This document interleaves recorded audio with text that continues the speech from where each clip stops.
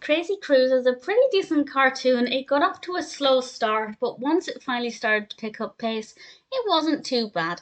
This is a Warner Brothers cartoon from 1942, directed by Tex Avery and Robert Clampett. It's written by Michael Maltese, with voices provided by Mel Blanc and narrated by Robert C. Bruce.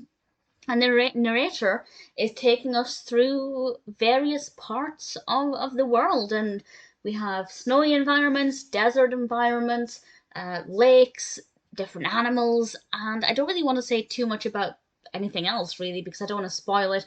I think once it got going, part of the interest for me was wondering where they'd go next, and what animals we'd encounter, and that's the part that I found quite fascinating, to see these different terrains and these different environments being animated in the same style and seeing how the color palette shifted.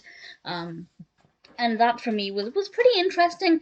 The narration is quite good. The voice acting is very good. The actual script for the narration it is not too bad. There are a few jokes in there. I didn't find there to be much visual humor in this for me. And anything that was potentially visually funny, I found the description of it from the narrator to be more interesting. So if you're a visual person and you prefer visual gags, in my opinion, there's not a lot of that in here.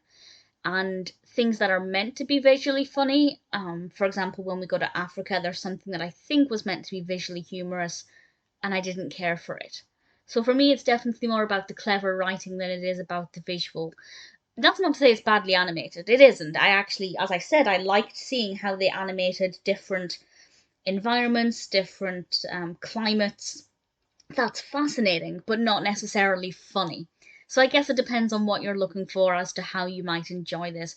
But I thought it was pretty good. There's also a character in this. I won't say which character, but a character that made it quite interesting. A great variety of different animals, which gave it a good. Actually, that's a lie. There is one visual gag that I liked, and it's the one about the watering hole. I just thought that looked very well.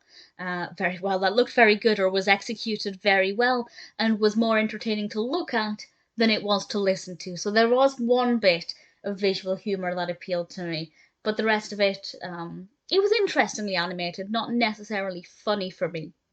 But I enjoyed the cartoon well enough. As I said, it was slow to start, but stick with it. It quickly enough picks up pace, and I really enjoyed it. I thought Crazy Cruise was not too bad.